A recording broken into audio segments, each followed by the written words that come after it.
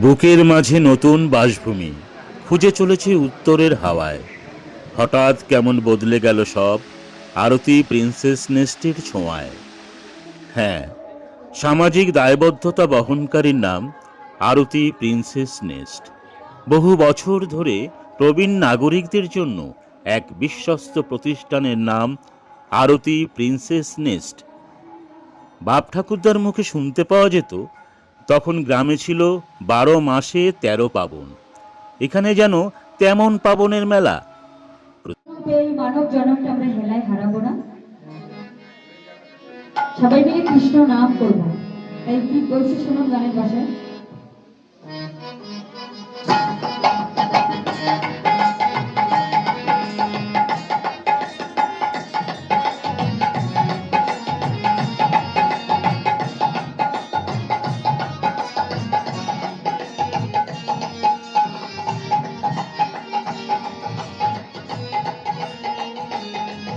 প্রতিটা বছর, প্রতিটা মাস, প্রতিটা দিন, প্রতিটা সময়, প্রতিটা মুহূর্ত যেন খুশির ঝলক, নতুন করে বেঁচে থাকার রসদ যোগায়।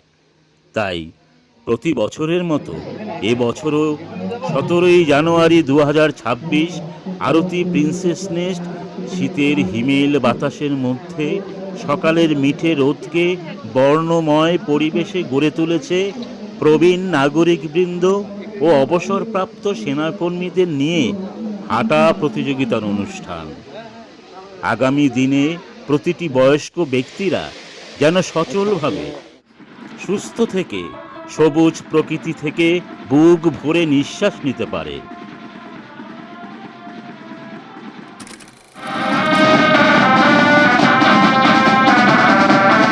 দিল্লি রোড থেকে কোন্নগর স্টেশন পর্যন্ত ছিল এই হাঁটা প্রতিযোগিতার গন্তব্যস্থল। জনসমাগমের সমারোহের মধ্যে ব্যান্ডের তাল, আরও উৎসাহী জনতার বিপুল উপস্থিতি জীবনের বেঁচে থাকার চাহিদা যেন হাজার গুণ বাড়িয়ে দেয়। মশাল প্রজ্বলন করে এই হাঁটা প্রতিযোগিতার সূচনা করেন ভারতীয় প্রাক্তন ফুটবলার কৃষ্ণগোপাল চৌধুরী। সঙ্গে উপস্থিত ছিলেন আরও একজন ভারতীয় প্রাক্তন ফুটবলার সরজিৎ সরকার এবং রাষ্ট্রপতি পুরস্কারপ্রাপ্ত এই জন্য পুজোর কার্নিভালকেও হার মানায়। রক্ত দিয়ে মাতৃভোজন প্রতিষ্ঠা করেছে বিশ্বসভায় যে সমস্ত ভারতীয় সেনাবাহিনী, সেই সমস্ত অবসরপ্রাপ্ত সেনা কর্মীদের নিয়ে প্রথম ধাপে শুরু হয় হাঁটা প্রতিযোগিতা। দ্বিতীয় ধাপে প্রবীণ নাগরিক বৃন্দরা, যারা এই প্রতিযোগিতায় অংশগ্রহণ করেছিলেন সানন্দে, কি অভাবনীয় উৎসাহ উদ্দীপনার মধ্য দিয়ে প্রতিযোগিতারা খুশির জোয়ারে নিজেদের ভাসিয়ে দিয়েছিলেন। তৃতীয় ধাপে অর্থাৎ শেষে মহিলাদের প্রতিযোগিতার শুরু হয়। বয়স্কা মহিলাদের চোখে মুখে যেন নতুন করে জীবন ফিরে পাওয়ার ঐকান্তিক প্রচেষ্টা। এই হাঁটা প্রতিযোগিতার আয়োজনে আরতি প্রিন্সেস নেস্ট যে সমস্ত বিচারকগণের উপর আস্থা রেখেছিলেন তারা হলেন সুবিমল কানুনগো, গোপাল কৃষ্ণ সাহা, জয়দীপ কংস বণিক, মহুয়া চৌধুরী, সোমা সরকার ও দিলীপ কুমার বাগুই। প্রত্যেক বিচারকগণকে সম্বর্ধনা জানানো হয়েছে আরতি প্রিন্সেস নেস্টের পক্ষ থেকে। আন্তরিকভাবে শুভেচ্ছা জানানো হয় হিন্দমোটর, প্রেরণা ও হেলথ কেয়ারকে, যাদের অপরিসীম সহযোগিতা এই অনুষ্ঠান আরও সুন্দর করে সার্থকময় হয়ে উঠেছে। এরপর নেমে আসে সন্ধ্যা। কল্পনার জট খুলতে থাকে আকাশ থেকে ঝরে পড়া জ্যোৎস্নায়। আলোর ঝলকানি আর আরতি প্রিন্সেস নেস্টের শোভাময় সৌন্দর্যের মাধুকতায় চাঁদও যেন মুক্ত আকাশে চোখ মেলে যায়। তাই মুক্ত আকাশে আরতি প্রিন্সেস নেস্টের মুক্ত মঞ্চের সন্ধ্যায় আলোকিত হয়ে ওঠে পুরস্কার বিতরণের সাংস্কৃতিক অনুষ্ঠান।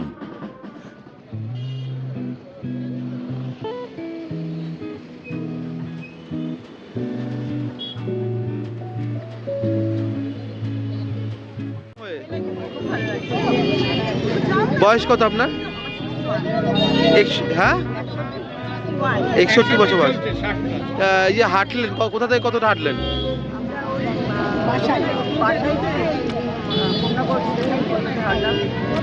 এবং কতজন ছিলেন মোটামুটি আপনারা প্রতিযোগী? আচ্ছা। এবং আপনি প্রথম হলেন, কেমন লাগলো? আয়োজকদের উদ্দেশ্যে কি বলবেন?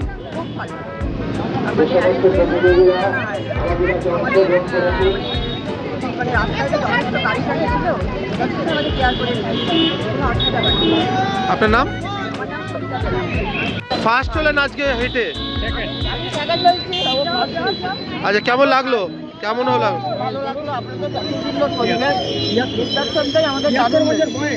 কত বয়স আপনার? 73 বছর বয়সে হেঁটে সেকেন্ড হলেন, কেমন লাগলো? ভালোই লাগলো। আমি তো এদের থেকে অনেক বড়, কিন্তু এদের জন্য আমি পারি। তাও সেকেন্ড হয়ে গেলেন? আমি তো মাস্টার, একটু হাতে নাও। আমি 5 কিলোমিটার ওয়াকিং এ মাস্টার। আপনি কি ছোটবেলায় খেলাধুলা করতেন? ছোটবেলায় আমি খেলাধুলা করতাম। আচ্ছা, একবার আমি 7বার ন্যাশনাল খেলেছেন? কি কি কি কিসে অ্যাথলিট? ওয়াকিং আর রান। এই বয়সে সেকেন্ড হয়ে কেমন লাগছে? এই বয়সে সেকেন্ড হয়ে কেমন লাগছে? আমি জানতাম আমি সেকেন্ড হব, গ্রুপ নাই, গ্রুপ থাকলে হতাম। আপনার নাম? আমার নাম কিনু কানুন। 65 বছর বয়সেও এখনো আপনারা যুবকদের সাথে টক্কর দিয়ে হাঁটলেন, কি বলবেন? কেমন লাগছে? ছোটবেলায় ফিরে কোথায় থাকেন আপনার? কোথা থেকে কতটা দৌড়ালেন আপনার? বাসাই থেকে এই পর্যন্ত হেঁটে এসেছে, হাঁটা করতে। আপনার নাম? আমাদের উদ্যোগটা একটা অভিনব উদ্যোগ। এই উদ্যোগটা সবাই আমরা এখন পর্যন্ত দেখতে পাইনি। খুব সাফল্য, খুব সাড়া পেয়েছি আমরা। আচ্ছা, মানুষ আজকে আমাদের সঙ্গে হাঁটলেন এবং হেঁটে ওনারা বেশ আনন্দিত, এটা আমাদের খুব ভালো লাগে। এবং এই বয়সে দেখা গেল প্রচুর মানুষ হাঁটলেন, 70 ঊর্ধ্ব মানুষও অনেক দেখা গেল। এবং আমাদের এটা ছিল তো সিনিয়র সিটিজেনদের নিয়ে সিনিয়র সিটিজেনদের সম্মান জানানো। এবার ওনাদের এখান থেকে আমরা আবার নিয়ে যাব ভারতীয় প্রিন্সেসদের টোলগেটে আমরা নিয়ে যাব। সেখানে ওনাদের আতিথেয়তার ব্যাপার আছে, খাবার দাবার ব্যাপার আছে, অনেক ফাংশন আছে, অনেক কিছু ব্যাপার আছে। এবং আপনারা যারা সাংবাদিক ভাইরা আছেন তারাও যাবেন। কি বার্তা দিতে চান আজকের দিনে আপনারা এই প্রোগ্রামের মাধ্যমে? প্রোগ্রামে আমরা বার্তা চাই যে বয়স হয়ে গেলে কিন্তু সে শেষ নয়, বয়সে অনেক কিছু করা যায়। যে একটা সিনিয়র সিটিজেন মানুষ যে বয়সের ভারে ঘরে বসে আছে এটা নয়, তারা কিন্তু এখনো অনেক কিছু করতে পারে। আজকের দিনে খেলাধুলা অনেকটা হারিয়ে যাচ্ছে ফোনের জন্য, কি বলবেন, বিশেষত ইয়ংদের জন্য? মাঠ হারিয়ে যাচ্ছে, খেলাধুলা এবং মাঠ ফিরে আসুন। এখন মোবাইলের জগতে সবাই মোবাইল নিয়ে বসে আছে, খেলাধুলার মধ্যে কেউ যাচ্ছে না। তাদের শরীর স্বাস্থ্য মন চেতনা সব খারাপ হয়ে যাচ্ছে। সবাই আবার খেলার মাঠে আসুন, খেলতে আসুন, খেলাধুলা করুন। এবং আমার মনে হয় স্কুলের একটা টাইম করে দেওয়া উচিত, যেটা বিকেলবেলা যে 4:30 থেকে 6টা অবধি কোনো রকম কেউ কোনো কোচিং করবে না, শুধু খেলা এবং মাঠ হবে। Thank you. আপনার নাম? পুষ্পবৃষ্টির মধ্য দিয়ে একে একে আগত অতিথিবর্গকে আপ্যায়ন করেন আরতি প্রিন্সেস নেস্টের সম্পাদক তাপস সরকার, সভাপতি প্রশান্ত দত্ত ও অন্যতমা সদস্যা বর্ণালী সরকার। এই সন্ধ্যায় উপস্থিত অতিথিদের মধ্যে ছিলেন ত্রিপুরা রেজিমেন্টে লড়াই করতে গিয়ে গুলিবিদ্ধ হয়েছেন বহু সৈনিক, গুলিতে ঝাঁঝরা হয়েও বেঁচে ছিলেন মাত্র 3 জন, তাদের মধ্যে বিধান মণ্ডল একজন। রাষ্ট্রপতি অ্যাওয়ার্ড প্রাপ্ত সফল সৈনিক বিধান মণ্ডল, তিনিও উপস্থিত ছিলেন।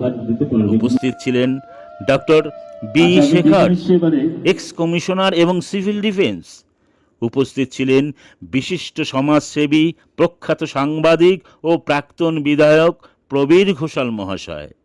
আরও উপস্থিত ছিলেন আরতি যে কে বেঁচে আছে কিনা, যারা ধরুন বডি পড়ে আছে, যে আমাদের শহীদ ভাইদের বডি পড়ে আছে, তাদের ওপরে কন্টিনিউ উগ্রবাদীরা নেমে ফায়ার করছে।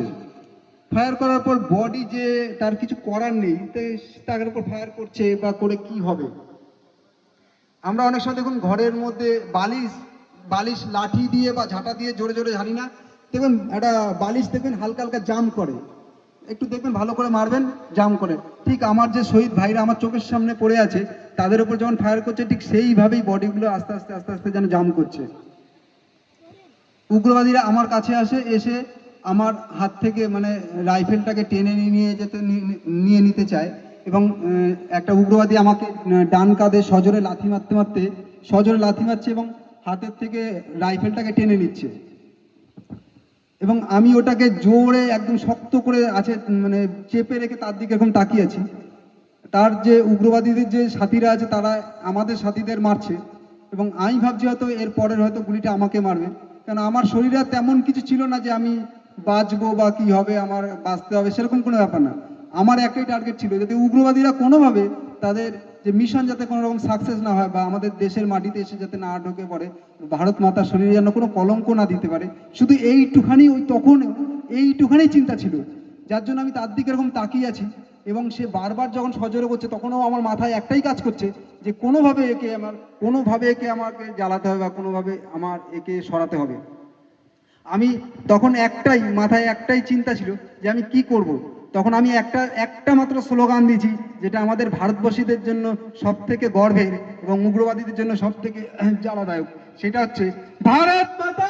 প্রিন্সেস নেস্টের কাছের মানুষ বিশিষ্ট সমাজসেবী মানস রায় মহাশয় প্রদীপ প্রজ্বলন করে শুভ সাংস্কৃতিক অনুষ্ঠান উদ্বোধন করেন বীর সৈনিক বিধান মণ্ডল।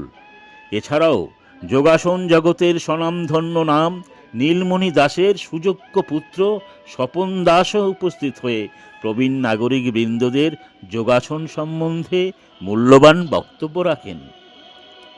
তারপর পুরস্কার বিতরণ সহ কম্বল প্রদানও করা হয়। পরিশেষে সঙ্গীতানুষ্ঠান। তরুণ মণ্ডল ও সুনীল সিং শিল্পীদ্বয় এদের সঙ্গীতে পরিবেশনে শ্রোতা বন্ধুরা মুগ্ধ হয়ে যান। হাঁটি হাঁটি পা পা করে আজ আরতি প্রিন্সেস নেস্ট 10 বছর অতিক্রান্ত করেছে। আরতি প্রিন্সেস নেস্টের জীবন ঘিরে আজ অজস্র মানুষ। এই ধরনের অনুষ্ঠান আবারও উপহার দেবে এই সংস্থা। শুধু আপনারা থাকুন আমাদের সঙ্গে, সবুজের সন্ধানে, বৃক্ষরোপণে, প্রবীণ নাগরিকদের মনের গোপনে, অঙ্কুর আহ্বানে।